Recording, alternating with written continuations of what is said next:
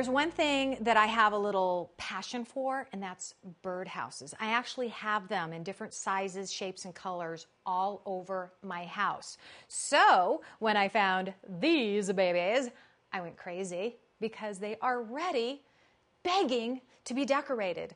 I love all the different shapes of these birdhouses. Now, they already come ready to paint. You can get birdhouses, you can also get feeders, because Herrschners does this whole big, ensemble of birdhouses, every size, shape, and color you can possibly imagine.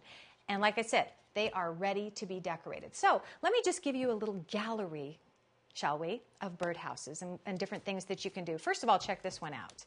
This little birdhouse and this little bird feeder. How adorable is that? Now, you know what?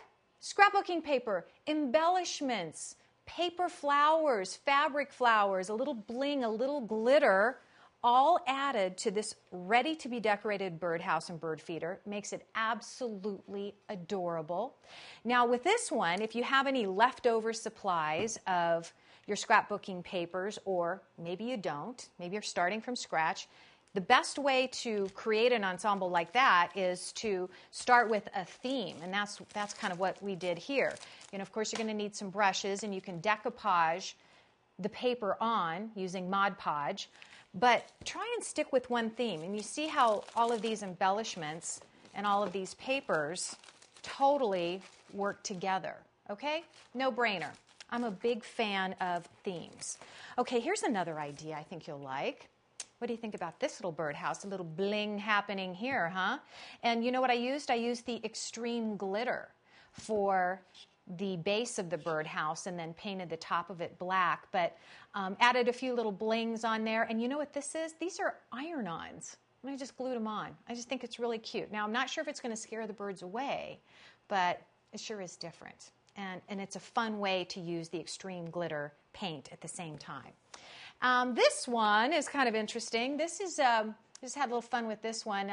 You may have heard of the designer Mackenzie Childs. So I kind of went to her website and then took some of her ideas, her wacky colors, and added some.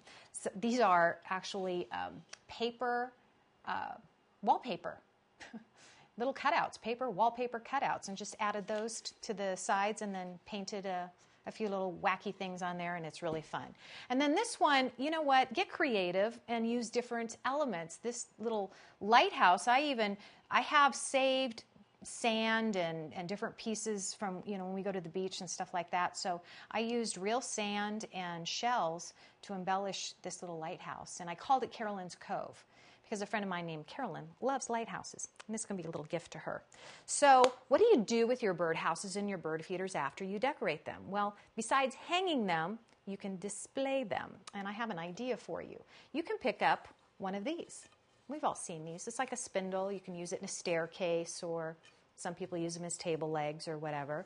Got it at the home improvement store. You can paint it up, but then what you'll want to do is add one of these double screw ends, okay? It's a screw basically on both ends, and you screw it into one end of the table, and then you put a hole and screw your birdhouse into that end, and it becomes a really cute little decorative stand. Or you can use an actual table leg, which we did here, and it comes with this little piece on the top of it already, and then you just make a hole in the bottom and then mark your holes and screw it in. There you go. All right, so I'm going to go stick this in the ground, and I'm going to show you one more idea on how to display your birdhouses. Oh, love it. Look how cute that is. You can cut the table's legs in all different lengths and vary them in heights, and it'll be absolutely gorgeous. Now, look what we did with the long pole. I attached it to two different bases to give it a nice surface, so that we could put a tall pole here, put our bird feeder on the top, and then we added a dowel so we could put a little birdhouse here, hung it, curled up some baling wire, and then took one of the other birdhouses and literally drilled the dowel right through it and created another little holder for the birds. So we have all these different varying lengths here. Of course, you can decorate this any way you want, but you know what? All I can say is, come and get it! To get the houses, the paper, the brushes, the paint, just click on the instructions page, and there's a link to Herrschners. It'll take you right there.